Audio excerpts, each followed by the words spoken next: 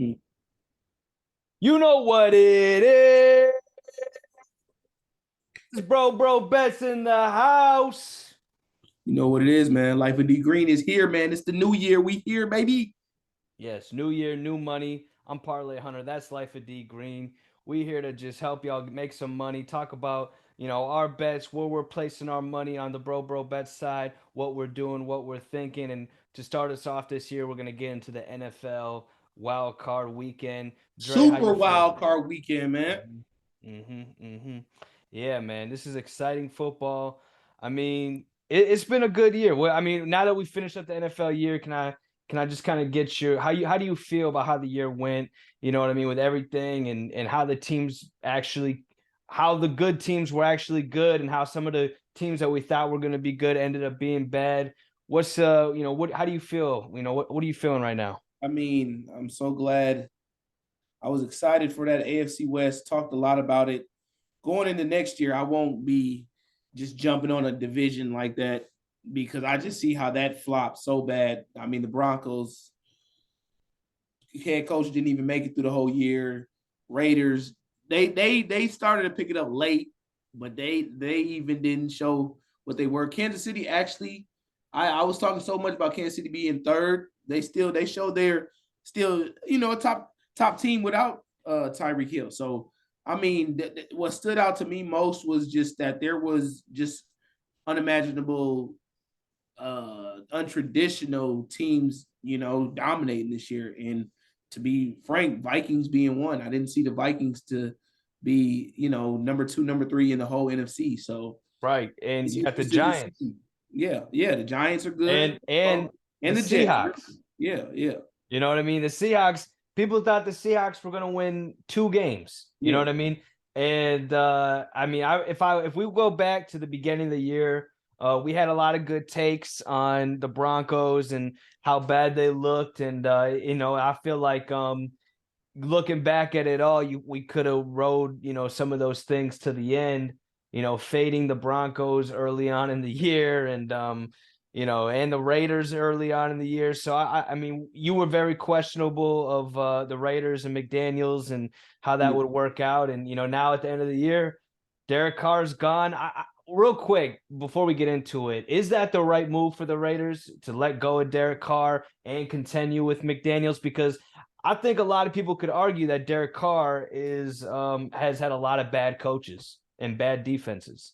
Yeah, I mean, I think is it totally fair? No, but at the same time, it's a business. It's the NFL. It's a win now mentality, and I think what the Raiders believe is that Josh McDaniels has a very good track record with quarterbacks per se, being with Patriots and just having. Obviously, they're choosing to go with him instead of loyalty to Derek Carr, who's there longer, but.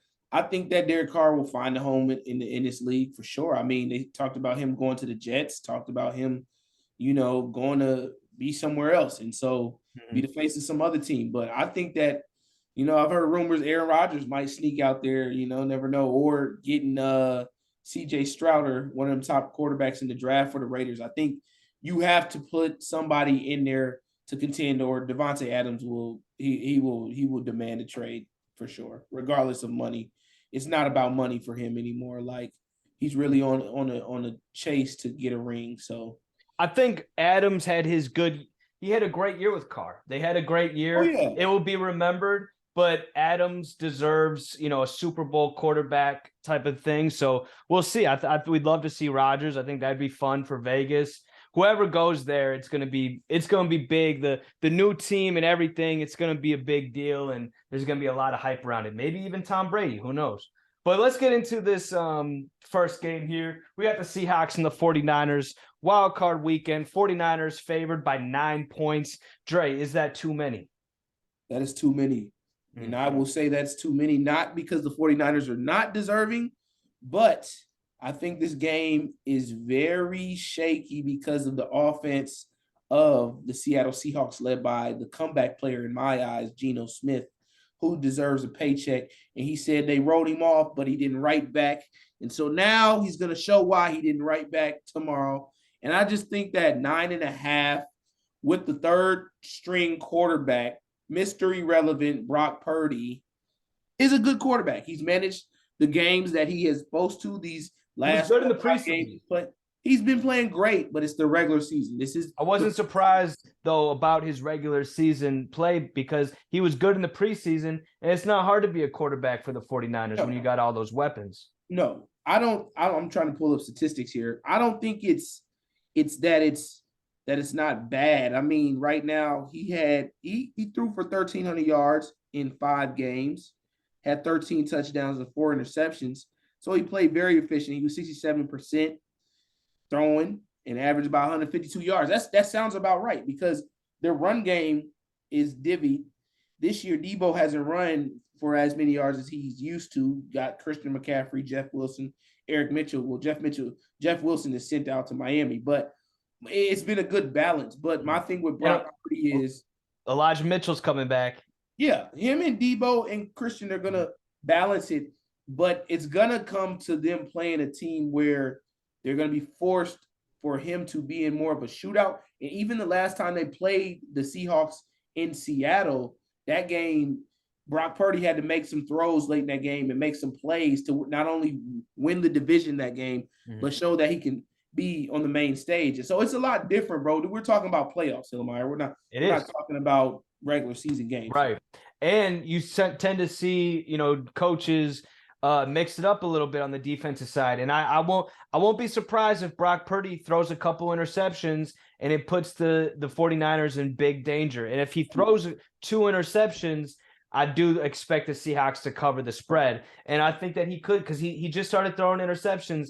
And, once that starts happening and, you have the rookie quarterback and he's, it could get difficult and, mistakes and cracks in the system can start to show, it will be a lot on Christian McCaffrey and Elijah Mitchell in that run game and the playmakers. How, can Kittle take a 15-yard catch, 75 yards? Can Brandon Ayuk take a 15-yard catch, 60 yards or whatever, or just a catch a 70-yard deep ball? So it will be interesting. The Seahawks, Kenneth Walker, he's starting to really show his speed and his running back abilities as well. So, I mean, you feed him the ball like they did in the last game.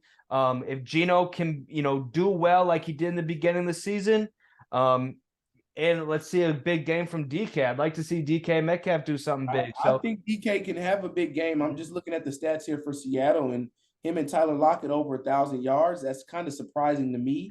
Quiet. It's surprising because of the contrast of both of them play. You got a physical receiver, then you got a guy that's a smaller receiver, but he can stretch the field. I think Tyler Lockett is the best version of today's Steve Smith. Right. Lockett is amazing. Very, very underrated. Very underrated. Crafty, gets the job done, knows how to separate things. Right. And you're going against this glorified San Francisco defense, which respectfully is number 1 right now. But in matchups where they have to play a team that is balanced but leans on the throwing ability of their quarterback, it'll be interesting to see what not only San Francisco's DBs do, but what as a whole are they going to try to get pressure, because getting pressure now causes you to play man coverage.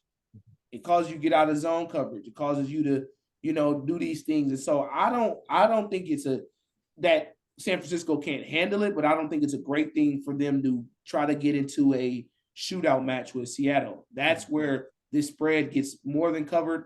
Give me Seattle plus the points tomorrow. Okay. So let's move it along here. Let's talk about the Chargers and the Jags. The Chargers are favored by 1.5. This has been a big year for the Jags. I think, they took Walker in the draft, and some people thought they should have taken Hutchinson, but Walker is starting to look real good now, and that defense is looking real good. Big fan of Doug Peterson. Trevor Lawrence looks really good. The receiving corps looks good. Travis Etienne looks good. This is a tough Jags team. I mean, they showed up and showed out here by the end of the season. The defense really stepped up against Tennessee to get into the playoffs. They're going to have to ride that into these playoffs. The defense is going to have to step up if they're going to have to beat these Chargers. Herbert, he's still Justin Herbert. He is that guy. Mike Williams is now out of this game. Brandon Staley was playing him at the end of the last game, and now he's injured. So it's going to be difficult for the Chargers without Williams. How did they play? You know, who stepped in? There was some other guys like DeAndre Carter came in, and Everett had to step up. So we'll see. But I mean, that's a big loss, with no Mike Williams. What are you thinking here? I'm now that man, I call me a magician this week, but I'm really thinking Jacksonville plus 2.5 for the simple fact of that Mike Williams being out, that changes the game of the Chargers, not because they can't still throw the ball. Keenan Allen, Josh Palmer, they got some other receivers, but Mike Williams was the guy that stretched the field. And it's like when you needed a big play, 40-yard bomb, 35-yard, them that kind of gave their momentum to the balance of Austin Eckler in the running back game. It's hard. And the Chargers defense is so up and down. I think this game tomorrow will be similar to what Jacksonville faced last week with the Titans. It'll be a close game in the first half. And if Jacksonville defense can just show that they can make more stops than mental lapses, I think that they win this game. Mm-hmm. I would take them, like I said, with the points. This is another underdog. I thought they would be favored now going into this game with Mike Williams being gone. I wouldn't even be surprised, Parlay, if this spread goes up tomorrow, right before kickoff, to like maybe even or Jacksonville -1. Yeah. No, I agree. I think a lot rides on that Jags defense, but who's a better coach than Doug Peterson? You know what I mean? Yeah, and he's been here. Doug Peterson, let's not forget, he won a Super Bowl. So yeah. No, I think Philly made a mistake by letting Doug Peterson go and sticking with Carson Wentz. Yeah. So, but yeah, that game is going to be interesting. It's going to be close. Like I said, I'm going to be looking at the Jags defense in that game. Just what kind of angle can I get from that defense being good? Can it be a Herbert under on passing yards, or an interception, something like that? One interception or two interceptions. It could be I'm going to have to try to, pick an angle with the Jags defense there. I just don't. I really do. I wanted to ride with the Chargers, but I really can't see it no more. I just think you're asking for a lot from Austin Eckler and shaky Keenan Allen this year. He's definitely been shaky at times. I got mad respect for Keenan Allen. He was on my fantasy team, so I know what it was. He didn't play half the year darn near. And it's like now he's back with no Mike Williams. Like that takes away his ability, because he's the guy that, Keenan Allen does the little routes, the intermediate routes. And it's like they can't really stretch the field tomorrow. I think Jacksonville controls this game. And I just can see Trevor Lawrence making bigger plays at home with all his weapons, being fully healthy with his crowd behind him, and his defense a little bit better than the Chargers defense right now. All right. Okay, let's go on to the Dolphins and the Bills game. Buffalo's favored by 13.5. No Tua, so no, that's gonna just. I mean, Skyler something was the quarterback for the Dolphins. He was all right last week. He's gonna be their starting quarterback. I think the Bills, they might beat them by 21 points. I think that the Bills are who we thought the Bills were at the beginning of the year, if not better. They just haven't really shown too much weakness. And, the only way I could go here would be Buffalo minus 13.5. I think, the Dolphins, they also, lacked a lot of defensive capability during the year. That was their weakness. So now with a big blow to their starting quarterback going against the Bills offense, I just don't really see it any other way. I'd have to go with Buffalo minus 13.5. It could be a big, you could even take them first half -7. I think the game is probably over by halftime. But it sucks, because if the Dolphins had Tua, I think it'd be a different story.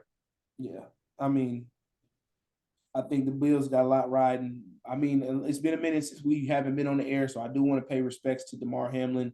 We haven't even been able to speak about that whole situation, but to say in light to that, I think the Bills ride that momentum and what they've been through as a team in the last couple of weeks, and they just blow the roof off of the Dolphins. I really just think that this game is a complete blowout. I would tease this game down to about Bills minus 9.5 or minus 10. If I'm building a strong parlay, I'll take the Bills minus 10.5. And it's just no hope for the Dolphins. There's nothing the Dolphins can do in this game because they have no quarterback, period. Yeah. All right, so a really interesting game here. We got the Giants, we got the Vikings. Minnesota is favored by 3 points. It's at Minnesota. Man, Giants got in there. Definitely made a name for themselves this year, built a reputation. You know what kind of team they are with the I think Brian Daboll won coach of the year, or he's going to. I mean, he's but both of these head coaches are new coaches and in the playoffs, and I mean it's going to be a really interesting game. I like the Giants here. I'm excited to watch it. I mean, I'm in New York, you're in Minnesota, so this is, going to be, fun to watch. We're definitely going to be all eyes on this game. So I'm excited. I think that the Daniel Jones slander is pretty ridiculous at this point. And then the Kirk Cousins hype. I don't really see what can Kirk Cousins do that Daniel Jones can't. That's all I'm going to say. Yeah, I mean, both these guys are just top mid-level quarterbacks. True. I would give a little bit more respect to Kirk Cousins. People definitely got to do that. He's played definitely exceptional this year. I'll definitely give him that. But he's a little bit smarter than Daniel Jones. He has a little bit more vet savvy. But I'm with you. I'm riding with the Giants here, plus the points. I just think I would even this is the only game that I would even go money line to get your bigger buck if you're trying to make a nice bet. Like, I can see the Giants really just winning this game, but I can also see them covering it. So being on the safer side, I'll take the Giants plus the points. I think they come in with the same attitude, not afraid of the Vikings. The Vikings defense is so unreliable. They're not terrible, but they're just unreliable. It's weird that they get a lot of turnovers, but they give up a lot of yards. So, I mean, like, the marginal for that right there, it's like, what do you want to take? And so for me, it's like, I'd rather not get as many turnovers and give up less yards, because I know the name of the game and I sound stupid, but I make sense at the same time that, yeah, you want more turnovers and that can change the game, which is true. But if we look at what has happened with the Giants and even the Vikings in the last game, there was a couple turnovers, but there was no points capitalized on it. So the yards are going to matter in this game. And if the Vikings give up those yards, and I don't even think Saquon had his best game versus them last time they played. So, yeah. No, the Vikings defense is very suspect, and Saquon is just, best, might be the best running back in the league right now, might be the best pure running back in the league right now. You feed it to him. I would love to see some option plays from the Giants there. I think that the Vikings, they'd have to exploit the Giants defense big time with Justin Jefferson and Hawkinson, which they could do. It's kind of like, go ahead. Yeah, I mean, it's kind of like those games where these guys go off sometimes and then it's still close at the end and they still got to just have a fourth quarter comeback. And Justin Jefferson had 130 yards and Hawkinson had 80 yards, but they still are really grinding to win the game in the fourth quarter. They had like 10 comeback wins in the fourth quarter this year. I mean, it's just a crazy roller coaster for the Vikings. That probably built up a lot of spirit and, moment, like just the feeling that we can come back at any time.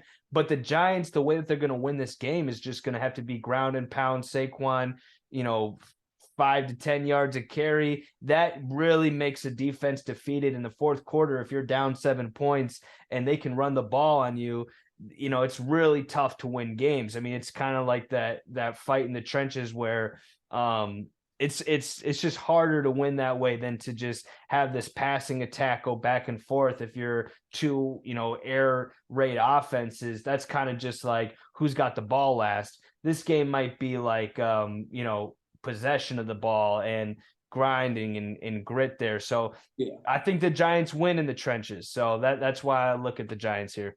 Yeah, no, I agree. And one major point, they better get Justin Jefferson started early last game.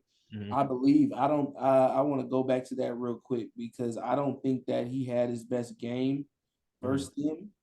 Oh, he did. He did have a good game. My bad. He had 12 catches for 133 yards. It just didn't seem like that. I feel like that game he got going just like they did versus that Indiana game, that Colts game, where he got going later. Like they gotta get where he's played great is when I can vividly remember he started off 8 for 8. Kirk Cousins started off like 12 for 12 versus the Bears. And then that first Packers game they played at home, these guys were clicking early. And that's a big part of the Vikings offense. If they get going early, then it tends for them to win a game. And so if they don't get going early, the Giants can rattle the cages in the first half. I think this, if it stays a game by the first half, it goes into the Giants' favor to me. Okay. Real quick, let's talk about the Bengals and the Ravens. No Lamar Jackson, so we're probably both on the Bengals here. It would just be, without Lamar. I think Trevor Huntley is a good backup quarterback, but personally, I think the Bengals are a dominant force this year. This is going to get ugly. I think that Huntley is going to have to throw the ball. That protecting him, even if Lamar would have played, Lamar would have had to throw the ball. And so, yeah, but you can run the ball so well with Lamar that it's like, and that's another reason why they better give Lamar the bag, and you better keep building this offense around Lamar. You have something special there, with a quarterback like Lamar. You can do something that other teams can't, and I mean, the guy's a great passer. So if he's going to be running the ball for, 5 years until he can't do it anymore, and then he's just a passing quarterback, that's fine. Why would you not believe in this guy who won the MVP, who's a great learner, he's smart, and he has this ability to run the ball? This is not, it's not a negative that he's the fastest quarterback in the league and can run the ball. It's only a positive. You might as well use that and use it to your advantage. But yeah, Bengals all the way on this game. Joe Burrow, Jamar Chase, Higgins, Mixon. This is an ugly game right here. Ugly game. So let's get on to the Cowboys and the Bucks here. Monday night, Dallas is favored -2.5. What do you got here? Man, this is the toughest one this week because the way Dak Prescott's been playing terrible. Yeah, you would think I would easily say the Bucks, but at the same time, the overall the Bucks team, offense, defense, special team, this has been a subpar since Tom Brady's been here. These 3 years, it's been the worst Bucks team. Period. I mean, record-wise, yes, and just play-wise. So this is a flip coin for me. I mean, I know Dallas is favored -2.5. If I go in statistics and look, like it's fair both sides, literally. Like it's you know who this Bucks team kind of reminds me of?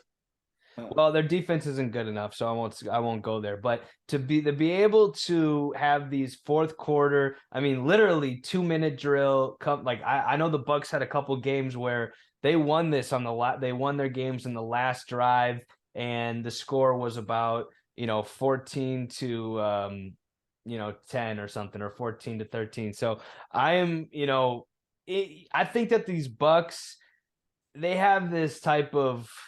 There's something kind of, I don't know if I don't want to say it's like it's kind of like what I said about the Vikings, but I think it's even better than the Vikings. You got Tom Brady. You believe you can win if the ball is in his hands at the end of the game and you need 1 touchdown. That seems to happen a lot with Brady, and that could happen again in this game. If the ball's in Brady's hands and it's a 1-score game at the end of the game, it will be tough. And I mean, the one thing the Cowboys have going for them is a good defense, though. I think that this defense and the Cowboys are real good. I think that Parsons is really good, and got to watch out for them. But if there's anybody that can exploit them, and get around them, I think it's Brady. So you need a big game from Mike Evans. You need the other guys to step up. Russell Gage, Cade Otton, rookie. For the I'm not sure if how banged up the old line is. Jensen is back actually. So Jensen is back, and that's Tom Brady's center, and I think that that will be a big help. So that will be a big help. Their line looks pretty decent right now. It's got to be a big help. The last time these two teams played, I think Michael Parsons might have had 2.5 sacks on Brady this year. Being that this is in Tampa, this will be good for them. Wow, The one thing I'll look for, it's definitely gonna be quarterback play on both sides, but how does Todd Bowles can he get the perfect storm versus Dak and the way Dak's been rolling? I think Dak for sure throws 1 pick in this game. I don't know about 2, but I think that Tampa's a pressure defense. They get around, they blitz a lot. It's gonna really, if they can stop the run, force Dallas to throw the ball and get after him, I think you might have something here. I mean, the fact that they have no Shaq Barrett, that kind of hurts. It's interesting, man. This is a flip coin. I mean, my right here in my brain says Dallas, but in my heart, I'm going with the GOAT here. I'm going give me the Bucks plus 2.5. Yeah. I will and it's crazy because like all the hype of what the Cowboys were supposed to do this year. Yeah. With demise, and then you got the Bucks, but yeah, just give me I just like Brady. I like Brady at home just a little bit better. And I think real quick, my last point to this one is like how a team has been playing of late says a lot. And Dallas has been playing bad. I'll just say this before we close up. I like the under. It's 45.5. I like Dallas's defense. I like Tampa's. I like how they hold it together. I think they keep games close. So I like the under 45.5. A lot of games have been going under this year. But let's wrap it up here. Starting off the new year, Wildcard weekend. It's exciting. BroBroBets, BroBroDotcom. We're going to come at you all year. Get excited.